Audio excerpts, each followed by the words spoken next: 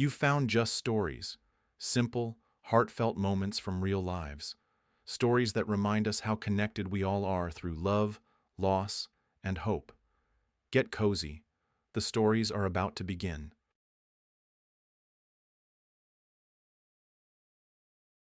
Sarah came into the world and took root in the depths of the countryside. She was a late child, longed for, long awaited. Because of this, in infancy and early childhood, she was literally enveloped in parental love and boundless acceptance. They fussed over her, gave her smiles, and held her in warm embraces. Almost every neighbor showed her attention, so the days flowed in the village, and those who had saved up more would rush to the distant cities. Sarah learned the basics of knowledge in a tiny village school. In the class besides her, there were only 4 other students. The girl knew that in cities, classes numbered 30 or even more souls, but she couldn't imagine it. Time went on relentlessly. Sarah grew rapidly, gaining maturity. In her adolescence, she realized that she yearned for something more. Her parents were kind and honest people, but lacked special ambitions and aspirations. They were content with what they had, preferring peace and tranquility.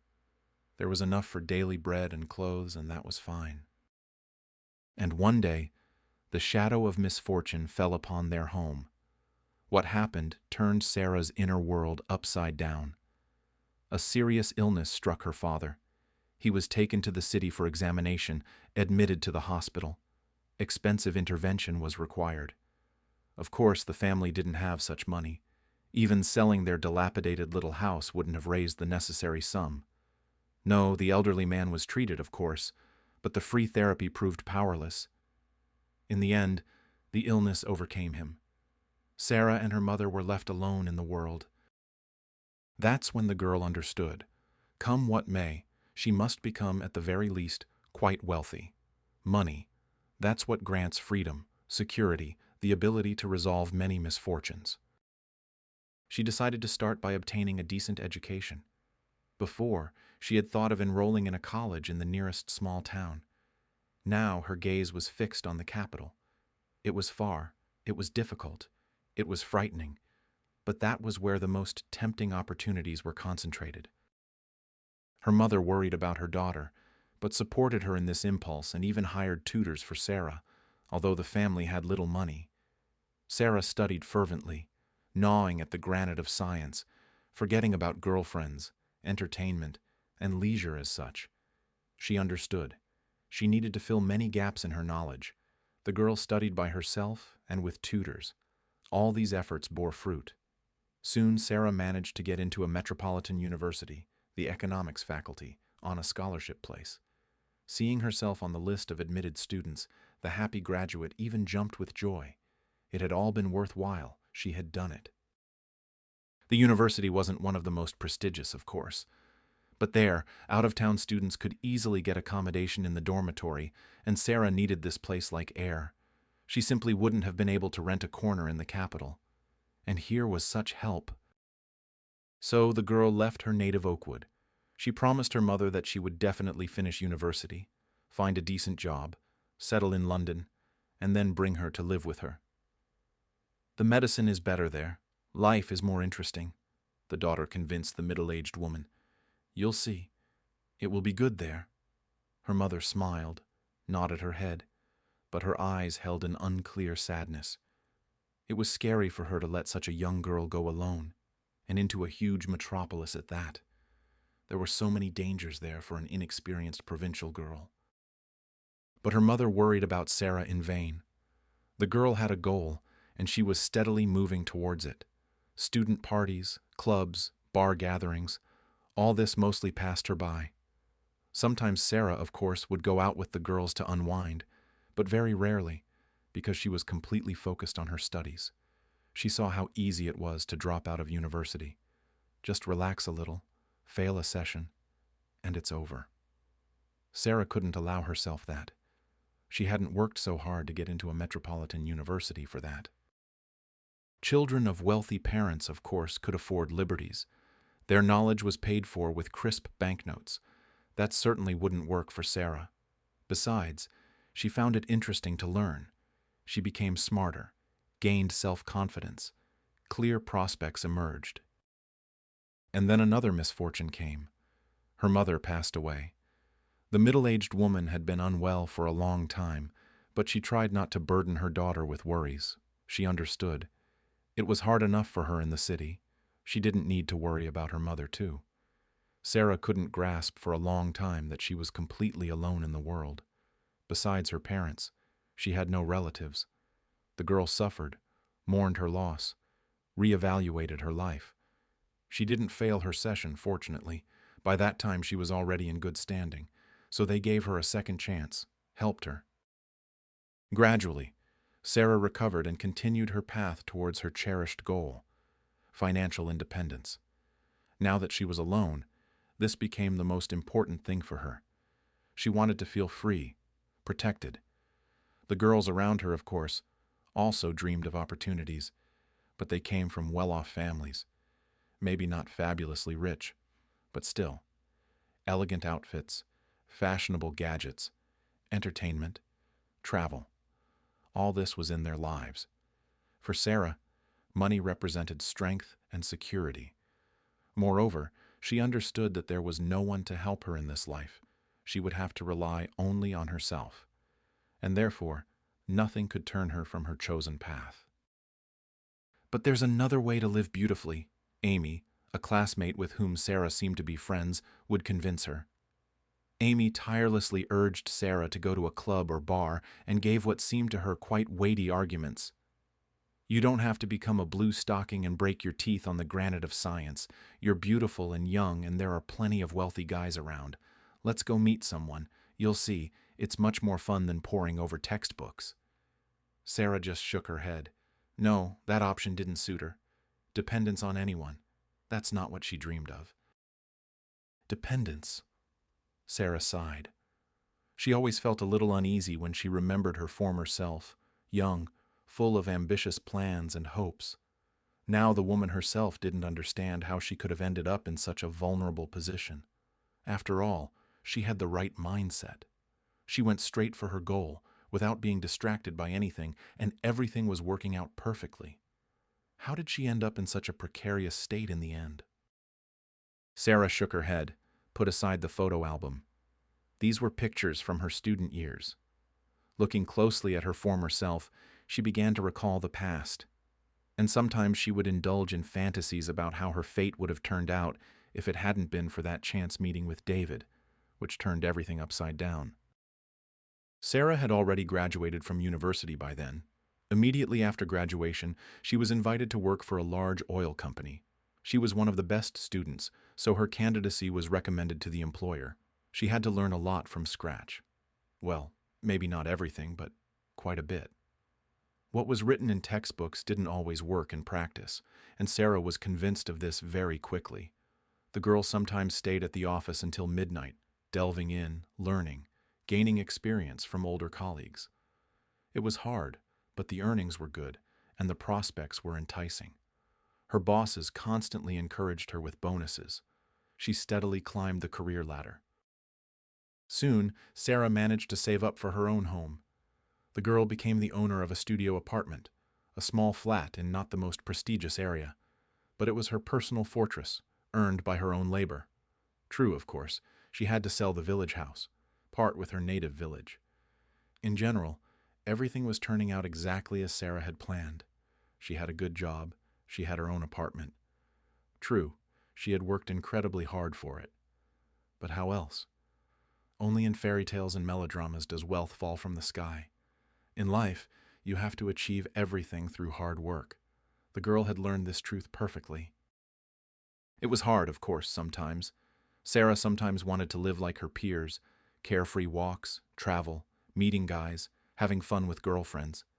She herself led a completely different life. Work, household chores.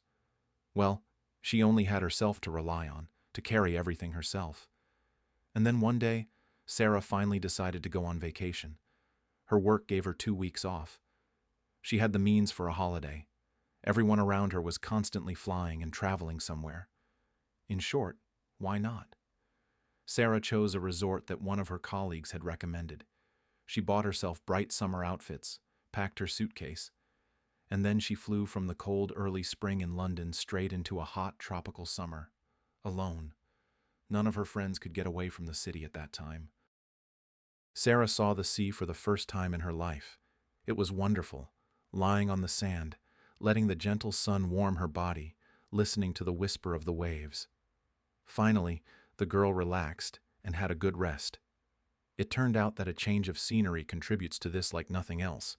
Sarah didn't even take any excursions. She just basked on the shore, next to the sea, stunning in its power, and felt happy and peaceful. At the resort at that time, mostly middle-aged people were vacationing, in couples, alone, some with grandchildren. Sarah was quite satisfied with this crowd. She wasn't looking for adventures. She only wanted peace. But one day, as she was about to leave the beach to have dinner at the hotel, he approached her. David, a young man in shorts and a white t-shirt that hugged his muscular torso, emphasizing his bronze tan. Laughing eyes the color of the sea wave, a captivating white-toothed smile, slightly disheveled sun-bleached hair the color of ripe wheat. "Hi," he greeted Sarah, as if they had known each other for 100 years. "I've been watching you for a long time. You're so beautiful, and you're always alone." "Hi," Sarah smiled back. She couldn't take her eyes off his mesmerizing eyes. The guy was a real handsome man. They started talking, introduced themselves to each other. The young man introduced himself as David, said that he was vacationing there with his family. They had rented a bungalow near the hotel, and that every evening he watched her, Sarah, from afar, because he was very attracted to her. "You are incredibly beautiful," David said, looking Sarah straight in the soul. "They must tell you that often?" The girl shook her head. She had almost no experience communicating with young men. She just never had time. She studied, she worked, no time for dates and romances. So now the young man's compliments made her head spin. No, guys had tried to get to know her before, but Sarah, she seemed to wear armor. In the city she remembered her goal. She knew she couldn't spread herself thin. And here, suddenly, Sarah really wanted to be near David. He was so handsome, so gallant, so pleasant to talk to. Perhaps it was due to the fact that Sarah was at the sea for the first time, and alone at that. Her mood and perception of the world at that moment were completely different. In short, a romance blossomed between the young people. Beautiful, bright, passionate. Sarah finally allowed herself to let go. David showed her completely different corners of the resort, not the ones where most tourists crowded. They watched the sunset in the mountains, kissed in blooming groves whose existence nearby Sarah hadn't even suspected, scuba dived on deserted beaches, an act that Sarah, she thought, wouldn't have dared to do at first. But David persuaded her. She agreed, and didn't regret it. Never before had she seen such beauty with her own eyes, a coral reef and marine inhabitants in their natural environment. It was a completely different world. There were also clubs, discos, and delicious, instantly intoxicating cocktails.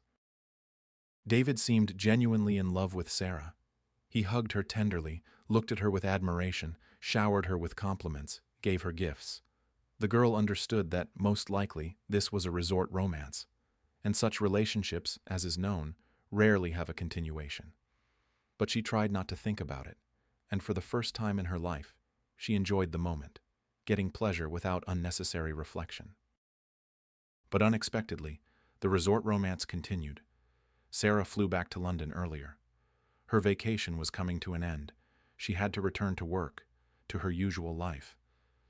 The day before, David held her in his arms for a long time, confessing his love. "I don't want to let you go.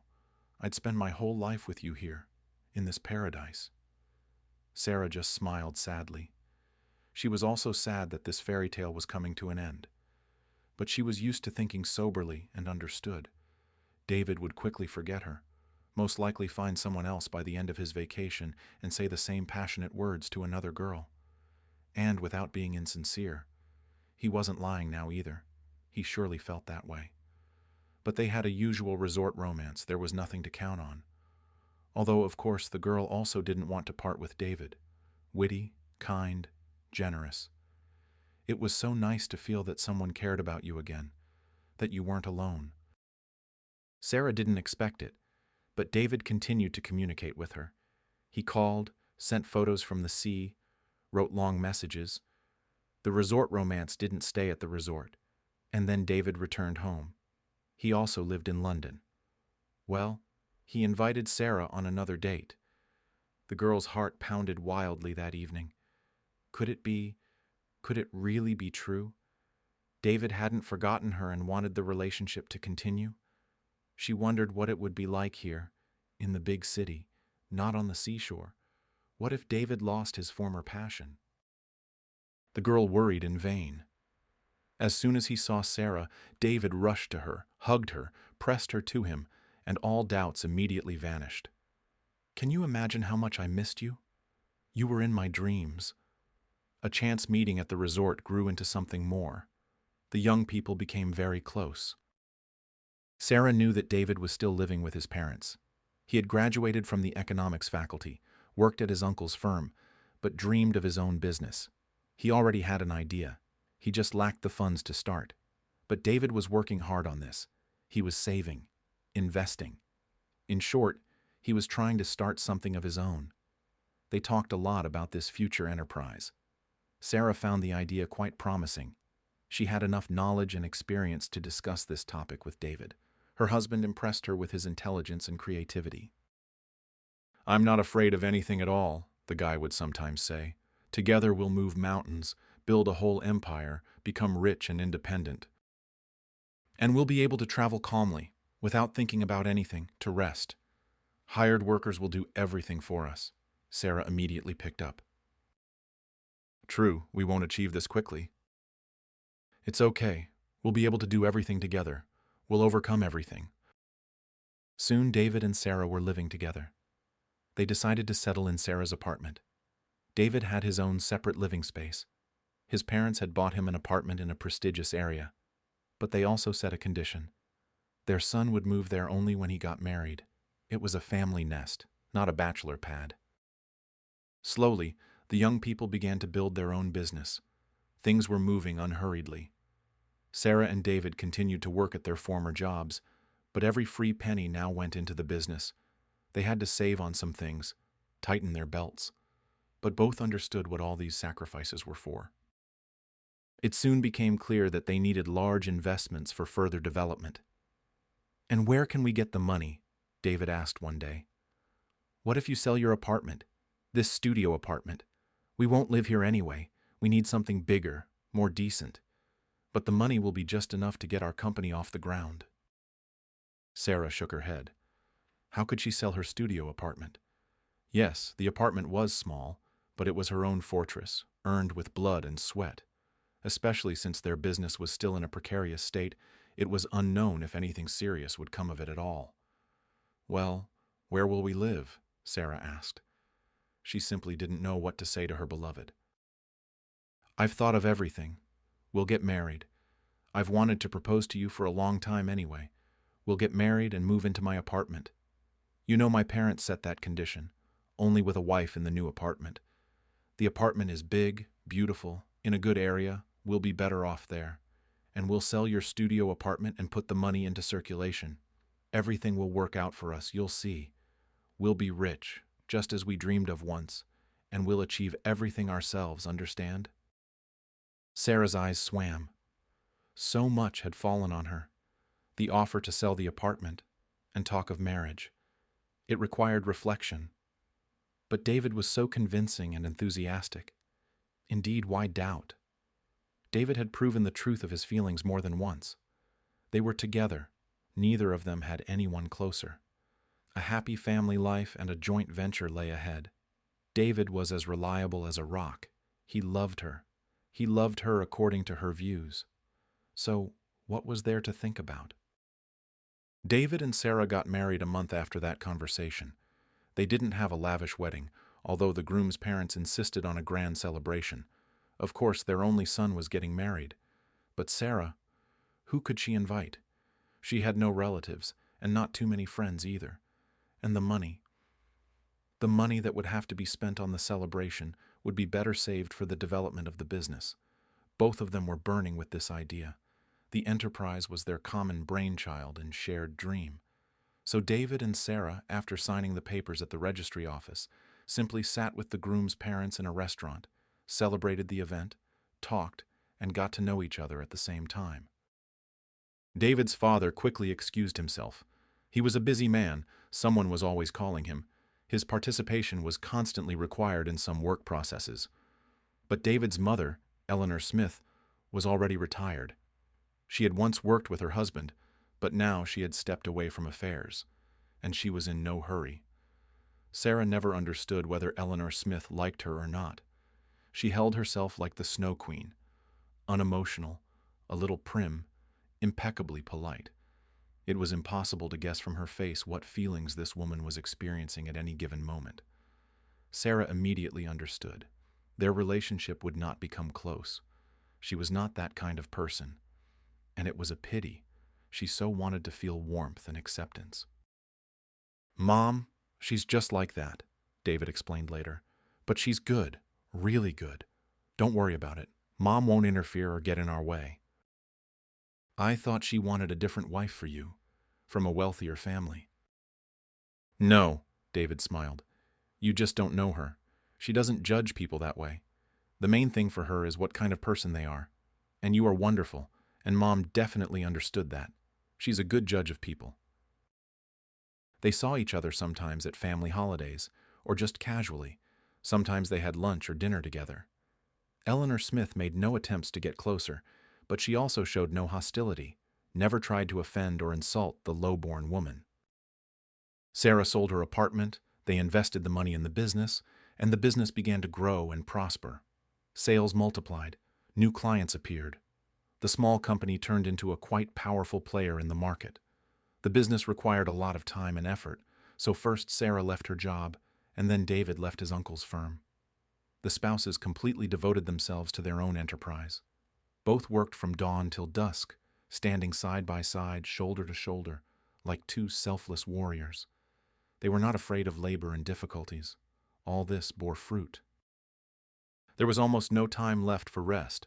Sarah spent days on end at the office. David traveled all over the country in search of large clients and the best suppliers. Each had their own role, and each understood that only together were they a force. The spouses had many plans and ideas regarding business development. The common cause brought them closer, made them feel like one whole. Sarah was amazed by her husband's work capacity and enthusiasm, and he never tired of praising her. Sarah was excellent at financial reports, planning, and it was in her head that successful ideas were most often born. The spouses understood. They were very close to their dream. Very soon their business would be able to function almost independently, and they would gain freedom, money, the ability to travel and rest a lot. The young people even enjoyed working, achieving success, winning, overcoming obstacles. But still, they sometimes wanted a more flexible schedule. Both felt that this was achievable. They just needed to work a little more. And then came this unexpected pregnancy, like a bolt from the blue. The spouses hadn't thought about children yet. It wasn't the time. What kind of child could there be with parents so busy? No, heirs were planned, of course, but in the distant future. The birth of children was postponed until those happy times when David and Sarah's company could finally work without their constant control and participation. Sarah first decided that the dizziness, nausea, and abdominal pain were all from overwork, or perhaps her stomach was acting up.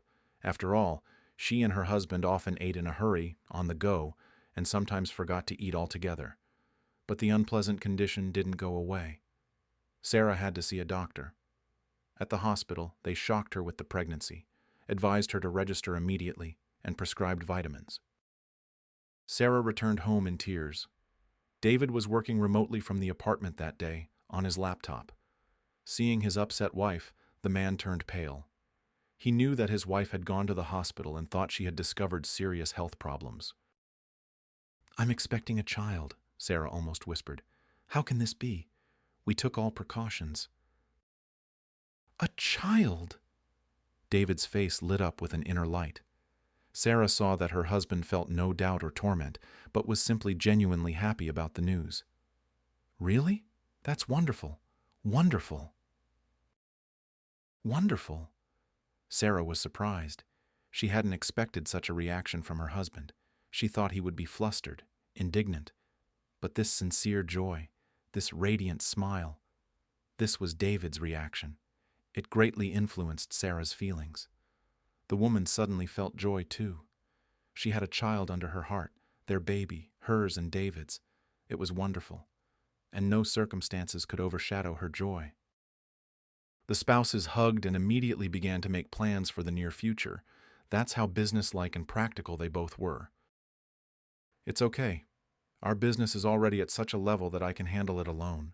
David stroked Sarah's hair. The main thing is that we'll have a baby. I've dreamed of this for a long time. I just didn't tell you. I saw you weren't ready yet. Pregnancy isn't an illness, Sarah replied. I'll be able to work while pregnant, and later when the baby is born too. Not like now, of course, but still. We'll manage everything, don't even worry, David assured her. We're together. But Sarah was mistaken. Her pregnancy turned out to be difficult. The future mother felt unwell and had to be hospitalized for preservation from time to time. David assured her that her main task now was to protect their baby. But Sarah felt somehow inadequate because she couldn't work, couldn't dedicate time to their family business. And her husband was alone, spending days on end at the office. After all, now he was left alone with all the problems and affairs. This upset Sarah. The woman hoped that when the child was born, it would be easier. Not immediately, of course, a little later, but children grow so fast. Sophie came into the world significantly earlier than expected. Due to prematurity, the baby had health problems. Sarah became so engrossed in treatment and completely withdrew from business. Although no, not completely. David still needed his wife's help with reports, and she, after a difficult day with her daughter, would sit down at the kitchen table at night and delve into financial indicators, summarize results, and draw important conclusions about business development. David trusted her in this, and Sarah valued that trust. Although it was hard for her, her eyes were closing, her head was buzzing, but Sarah didn't complain. She even liked the feeling. She, sitting on maternity leave, hadn't lost her touch. She was still just as good. Sophie gradually grew stronger. The diagnoses that doctors had initially warned about were receding, but the girl was still capricious and sickly. She required a lot of attention. Sarah was very tired. It was good that Eleanor Smith took on some of the care. Sarah's mother-in-law simply adored her granddaughter, smiled at her, spoke gentle words to the baby, and Sarah herself and even David were amazed by this. Mom just transforms when she's with Soph, the young father would shake his head. I've never seen her like this, not even when I was little. Sophie had performed a real miracle. She had melted the heart of the Snow Queen. However, this had little impact on the relationship between Eleanor Smith and Sarah. Her mother-in-law still kept her distance. Only now, of course, they saw each other more often.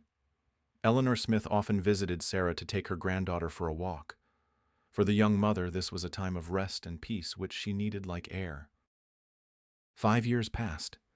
Sarah still couldn't return to work. She needed to take care of Sophie. The girl still needed rehabilitation, constant therapy. She often caught colds. The prematurity had taken its toll.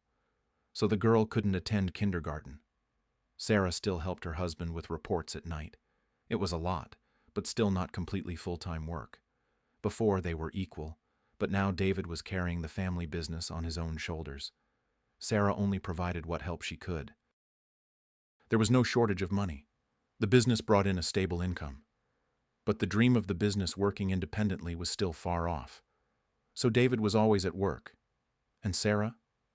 She stayed at home, took care of the child and the household. Mostly Sophie. This was a separate victory for Sarah. Doctors had predicted the girl would be almost a vegetable, warning of serious disabilities. But constant therapy and rehabilitation worked wonders. Sophie was now not particularly different from her peers. Well, she was thin, of course, and often got sick. But otherwise, she was a perfectly normal child. And only Sarah knew what work had gone into all of this. And she understood. There was still a lot of work ahead, but Sophie's prospects were excellent, which meant she needed to roll up her sleeves and work. Sarah was used to that. The woman had no time for herself at all. The child, the reports, the household chores, all of this took a lot of energy. Lately, Sarah didn't even like looking at herself in the mirror. She had gained weight. Not completely fat, but not the graceful gazelle she had been 5 years ago. Her skin was gray from lack of sleep. There were dark circles under her eyes. Her hair was always pulled back in a messy bun. Sarah now chose a sporty style of clothing. Her former narrow skirts and stylish blouses hung in the far corner of the closet. Her high-heeled shoes were gathering dust there, too. Jeans, loose t-shirts, sneakers. That's what made up Sarah's everyday wardrobe now. It was comfortable, and the extra pounds weren't so noticeable. And you couldn't really run around playgrounds after a lively child in heels. Her friend Amy from university days would scold Sarah. "You give your whole self to your family. Do you think anyone appreciates it? Hardly. You can't do that. You need to think about yourself too." "Of course I need to," Sarah agreed. "But how? Who will take care of Sophie, the house, the financial reports?" Sarah preferred to believe that this state of affairs was temporary. When her daughter grew up, then she would take care of herself and return to full-time work. She just needed to be patient. It was a phase. Only this phase never seemed to end. David had somehow distanced himself. Understandably, work, lots of worries, hassle. But still. The man now returned home late, or even spent the night at the office. He listened to his wife half-heartedly. Sophie's affairs barely interested him. And yet, it was he who had persuaded Sarah to keep the child. The only thing they discussed from time to time was the financial reports that Sarah checked and compiled. Colleagues, the boss, his subordinates, his wife. They no longer went out together as before, didn't go anywhere, not even to corporate events. David preferred to go alone. Well, there's no one to leave Soph with. And anyway, you wouldn't find it interesting there. You hardly know anyone anymore. All the people have changed. I wouldn't go myself, but my position requires it. Sarah understood perfectly why David avoided going out together. Sarah had never been stupid. Of course, her husband was ashamed of his wife, of what she had become now, overweight, tired. He himself had been like that a few years ago, but their family life, a difficult, sickly child, had played their part. It was painful to realize this, but what could she do? Sarah blamed herself for not managing everything and perhaps organizing her time and priorities incorrectly. David began to shy away from his wife's touch. Sarah tried to hug him, to lean against him. The man invariably pulled away. It was as if an invisible wall had grown between them. Sarah cherished the hope of restoring their former closeness. She read works by psychologists, looked for answers. She started doing sit-ups at home. She still didn't have time for the gym, and she exercised with Sophie in front of the TV screen. Both of them even started to enjoy this activity. Sarah understood. Her marriage was under threat, and a huge responsibility lay on her, as a woman. Sarah firmly decided to fight for her family happiness. At that time, she didn't understand yet. She didn't know that it wasn't about her at all. The realization came late in the evening. David, as usual, returned late. Sophie was already asleep in her room. Sarah was reading, lying in bed. David looked somewhat gloomy, thoughtful. He immediately went to the bathroom, leaving his phone, which he usually never let go of, on the bedside table. And then, while he was in the shower, his phone vibrated. Sarah knew. Her husband could be called for work at any time. The company's partners lived and worked in different time zones, so such late calls were not uncommon. Sarah decided to answer the call, just in case. Maybe it was something urgent. "Hello, Mr. Johnson," a polite male voice sounded in the receiver. "We are calling from the Rose of the Winds restaurant. Your beautiful companion left her handbag on the table. I assure you it is perfectly fine. A courier will deliver it to any address you provide. We take care of our regular customers." Sarah carefully pressed the hang-up button. Almost immediately, the phone vibrated again. Perhaps the person from the restaurant still intended to get the address where the handbag should be delivered. Sarah hung up the call. She pulled the blanket up, lay on her side, pulling her knees to her chin, and thought. The water was running in the bathroom. Her husband David was in the shower. A man Sarah trusted implicitly, apparently in vain. She had thought that their difficulties were temporary, that everything would work out, settle down, if only they put in a little effort, and their relationship would sparkle with new colors. And now? Now it turned out that her husband was a regular customer of one of the city's most expensive restaurants, and he was there with a beautiful companion, as the employee of the Rose of the Winds had called her. The most hurtful thing was that there could be no mistake here, because David had been addressed by his full name and patronymic, so there was no point in hoping that someone had dialed the wrong number. David Johnson and his beautiful companion. So, David had a mistress. Well, a wealthy man could certainly afford that. So, work wasn't the reason her husband was constantly absent from home now, his frequent business trips. Perhaps it was just a vacation with his mistress. And Sarah, she had even pitied her husband, thinking he was working so hard, not seeing the light of day. So, while she was fighting Sophie's problems alone, getting the child on her feet, ensuring comfort in the house, poring over financial reports at night, David was indulging in entertainment.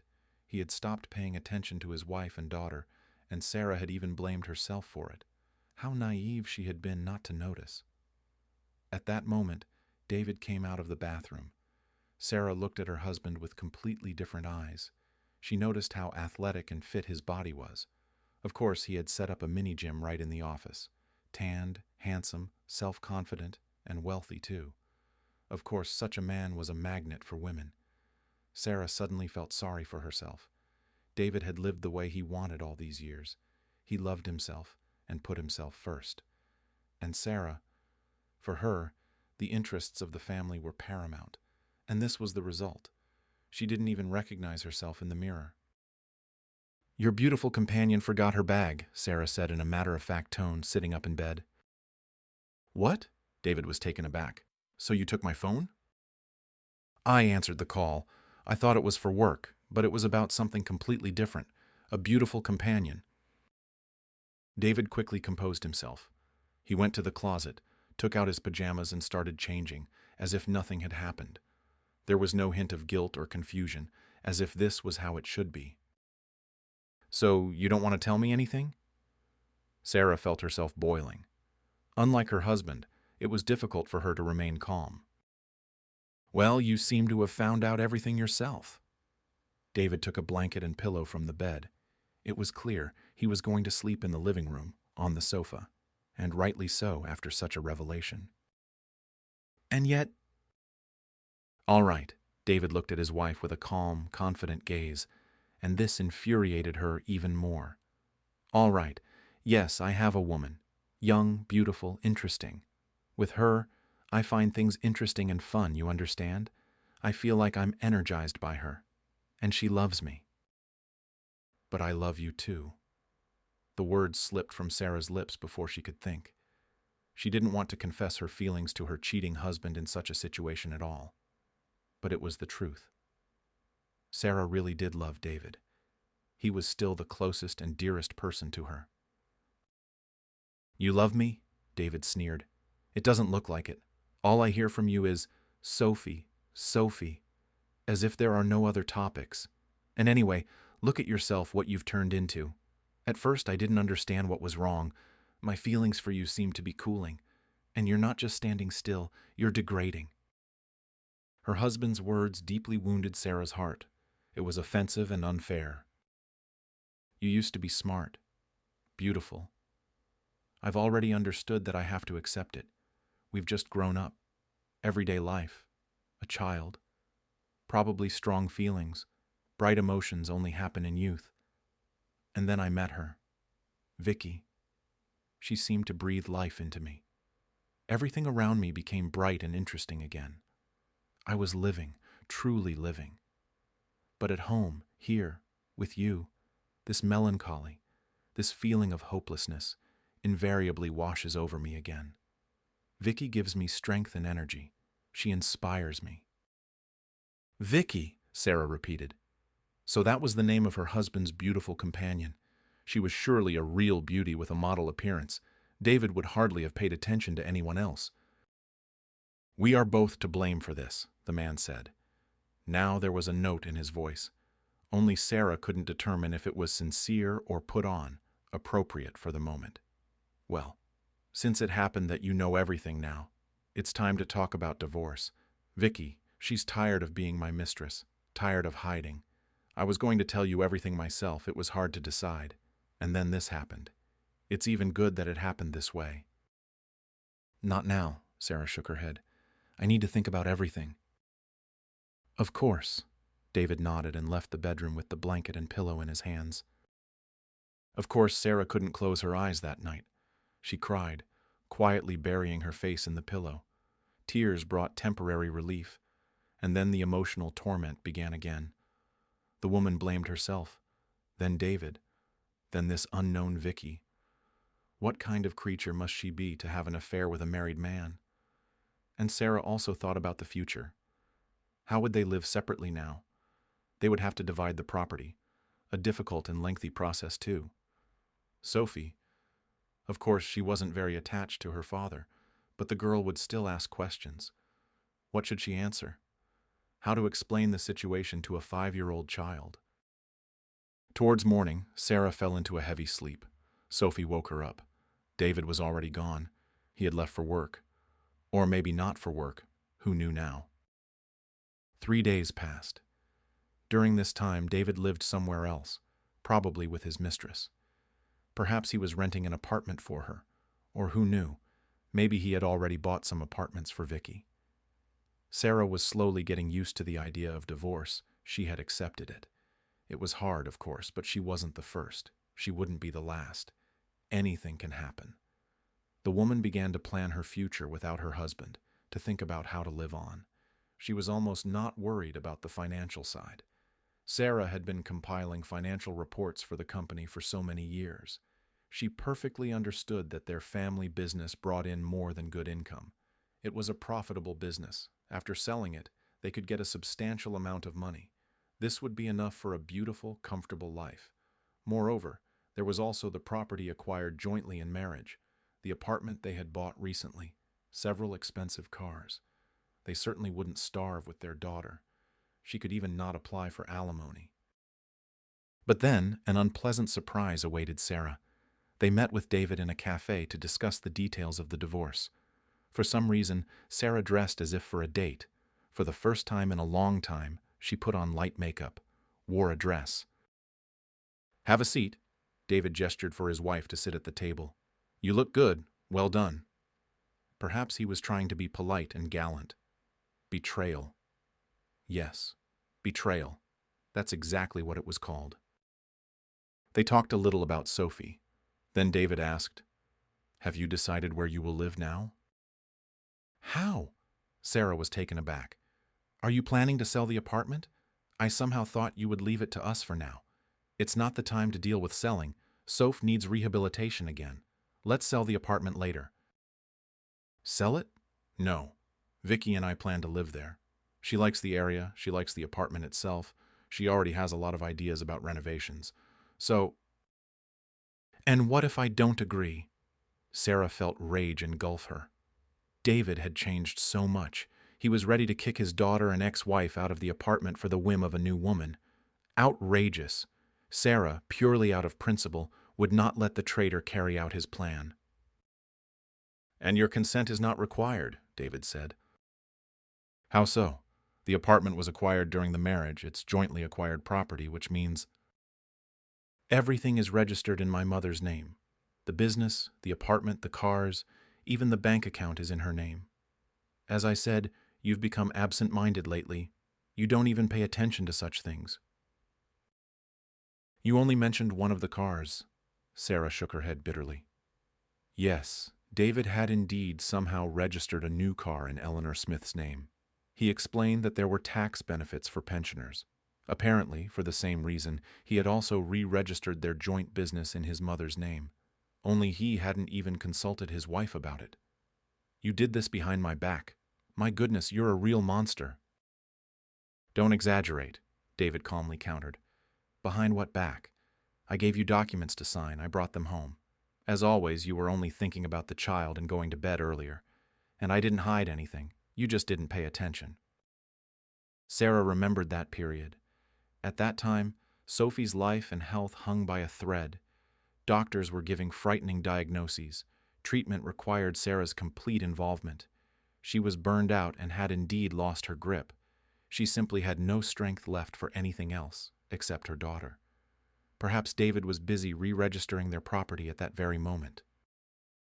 Everything is registered in my mother's name, so you and I practically have nothing to divide. That's not fair. How can you do this to me? Do this to us?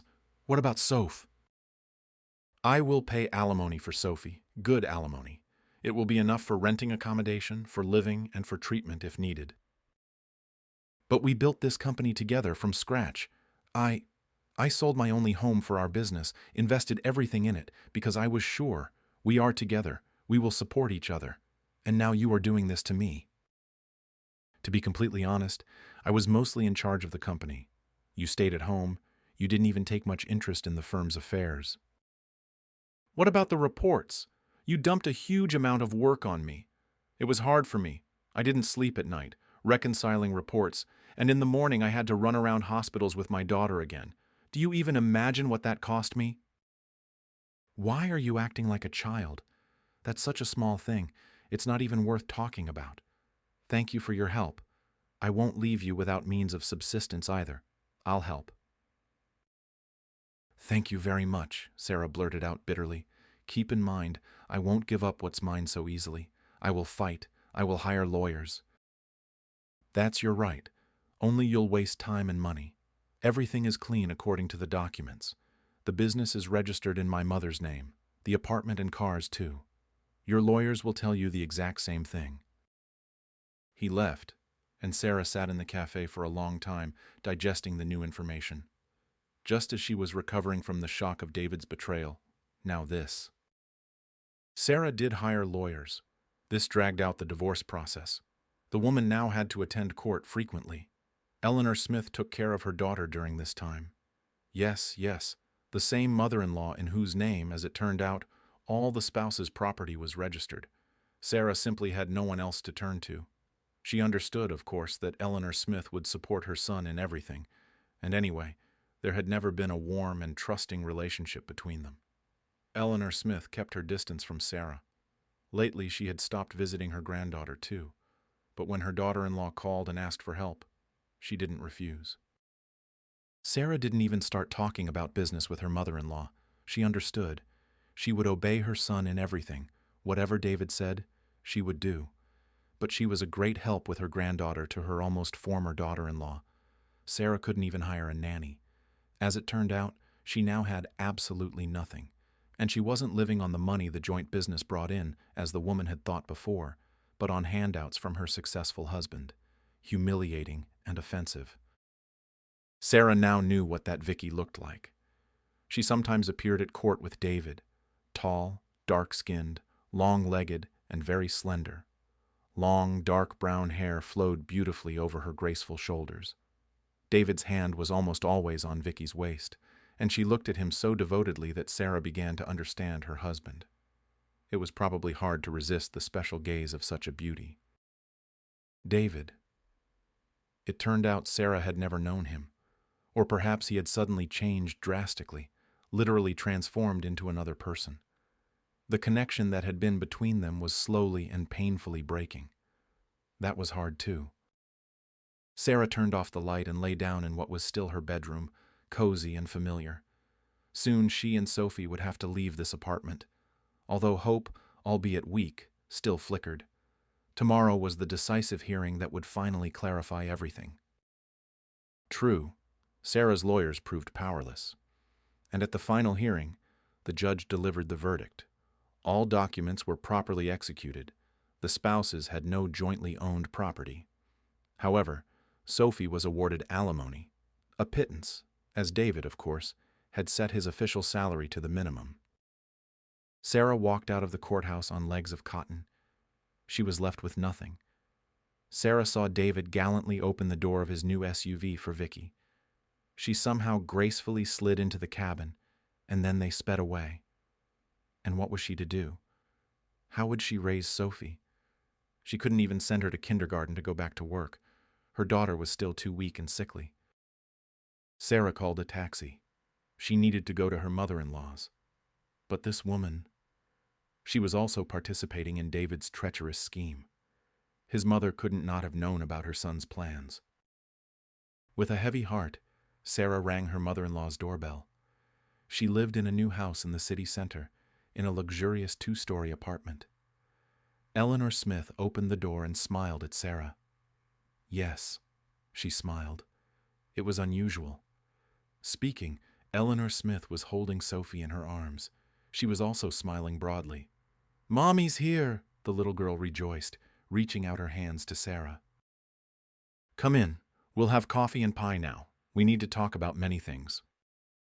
All of this was somehow very strange. Sarah sat down modestly on the edge of a chair. "With milk?" Eleanor Smith asked in a matter-of-fact tone. Sarah nodded. "Well, just don't worry." Eleanor Smith sat down opposite her daughter-in-law. "I know what happened in court just now. David already reported. You were left with nothing." "Why did he do this to me?" Sarah stammered. She hadn't intended to discuss this with her mother-in-law, but she couldn't help herself. And besides, Eleanor Smith herself had started the conversation. "Why did he do this to you? It's not about you at all." The elderly woman shook her head. "Don't even think you did something wrong. You tried very hard. It's in his nature, his genes, I don't know. Maybe I missed something in his upbringing, too." Sarah stared at her mother-in-law with wide eyes. She hadn't expected to hear such words from her at all. Eleanor Smith seemed to be on her daughter-in-law's side, instead of supporting her son. "My current husband, he's not David's father, not his real one. His father Peter raised him as his own. Only my son's biological father ran off as soon as he found out about the pregnancy. Or rather, a more beautiful, brighter, wealthier girl, which is important, took him away. And I was left alone. Peter had loved me for a long time. He supported me at that moment, and he accepted my son as his own. Only David, it seems, took more from his biological father than I would have liked. He treated his wife almost exactly like his parents did. Even worse." "I didn't know that." "Well, now you know. David is quite the manipulator. Do you know what he told me about you to earn my approval, so that I would be on his side during the divorce? What did he say? That you were a loose woman, and the child wasn't his. Sophie. He told me that not long ago when he was transferring the property to me. He said that if something happened, if there was a divorce, he didn't want to give you anything because you came to everything ready-made." "How did I come to everything ready-made? We built this business together, and I never cheated. Did he really say that about me?" "He did, and I believed it, you understand? I always dreamed of a daughter, but God didn't give Peter and me children together. And then Sophie, my granddaughter, a girl, a princess, my beloved baby. I doted on her. I don't think I've ever loved anyone in my life as much as her. And then David says she's not related to me, that you had the child out of wedlock. Oh, how angry I was at you then. Maybe you noticed. I stopped coming to see you. I missed little Sophie terribly, but I thought maybe if I saw her less often, I would forget about her, and it wouldn't hurt so much. But nothing worked. My heart still ached for the baby." Eleanor Smith's son, meanwhile, had started the divorce process. David was very happy that all his property was registered in his mother's name and his unfaithful wife would get nothing, and Eleanor Smith thought it was fair. Indeed, this cunning girl came out of nowhere, foisted someone else's child onto her husband. However, Eleanor Smith might have understood this. She had been in the same situation herself. Peter had also taken her in with a child. Only she had been faithful to her husband and grateful for his support, for not leaving her in trouble. And this Sarah, she continued to cheat, at least that's what David said. The man was tormented, suffered, tried to reason with his wife, and then met a new woman and decided that things couldn't go on like this. And so he initiated this divorce, and his mother supported him. Who wants to see their child, even if grown-ups suffer. Sarah hired lawyers. She really didn't want to part with the property. One of them developed a vigorous activity and found out that Sarah had invested in the business, not only in the form of hard work, but also with money. And Eleanor Smith had doubts. This lawyer made her think. She hired someone who found out everything for her. That's when everything came to light. Yes, indeed, many years ago Sarah had sold her apartment, and the spouses had started their business with that money. And then Eleanor Smith understood that David hadn't told her the whole truth. And then she had hope. What if the words about her granddaughter were also a lie? Eleanor Smith kept David's hair in a small envelope in a family album. She had kept the first lock of her son's hair as a keepsake. Many people did that back then. Her granddaughter. Purely intuitively, before the last hearing, Eleanor Smith decided to conduct a DNA analysis. She had the material at hand, and today the results came. Sophie is David's daughter and my granddaughter. There is no doubt about it. Forgive me for doubting you, but David knows how to be convincing. After the divorce, David, feeling triumphant, flew to the sea, with Vicky, of course, to celebrate victory and liberation. The young people decided to celebrate the successful conclusion of the long and stressful process with a bang, chose a luxurious resort, sparing no expense. David believed that all the property was now his. Vicky was also sure of this.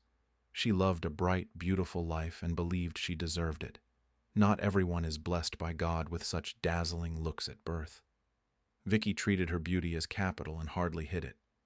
In fact, that's why David tried so hard to win everything from his ex-wife. He understood that to afford a beauty like Vicky, he needed money. Now he had it. The man had no doubts about his mother. He had completely manipulated her. His mother considered Sarah a loose woman and hated her for giving her a granddaughter who, as it soon turned out, was not related to Eleanor Smith by blood at all. She had already loved the girl with all her heart. Upon David's return, a very unpleasant surprise awaited him. It turned out that his mother had done something unthinkable. She had sold everything. The business, the property, absolutely everything that was registered in her name. She had every right to dispose of it independently, without anyone's knowledge. But David couldn't even imagine that his mother was capable of such a thing. He was absolutely sure of her. Eleanor Smith transferred all the proceeds to her granddaughter and former daughter-in-law, to the last penny. Now Sarah was wealthy, and he, David, was left with nothing. However, his ex-wife showed unprecedented generosity and nobility. When David had somewhat recovered from the blow, Sarah transferred half of those funds to him. She didn't even call her ex-husband. She wrote him a letter. "We built this business together. The company is our joint brainchild. You betrayed me, acted simply terribly. But I am not like you. As it turned out, we are very, very different. It will be fair to give you half of our money, so I will act justly. Nothing connects us anymore." Starting a new business from scratch turned out to be far less profitable than the previous one. Back then, Sarah was by his side. They created the company together, supported each other, fought shoulder to shoulder. And now David was alone with all the problems, and he didn't always handle them perfectly. David lost most of the funds he received after the divorce. He made unsuccessful investments, made a number of mistakes, and this was the result. Vicky, of course, soon left David. She found a wealthier, more successful man. And Sarah, she moved with her daughter to another city, deciding to start life anew. She now had more than enough means to live on. Sarah and Sophie traveled extensively, exploring the world. It was incredibly fascinating and exciting. Sarah did not maintain contact with David. He also did not seek communication. Perhaps he was ashamed to look his ex-wife in the eye. But with Eleanor Smith, Sarah found a true friendship. They often went places together, talked a lot, and Sarah felt quite happy. She knew a long, fulfilling life and many interesting encounters lay ahead of her.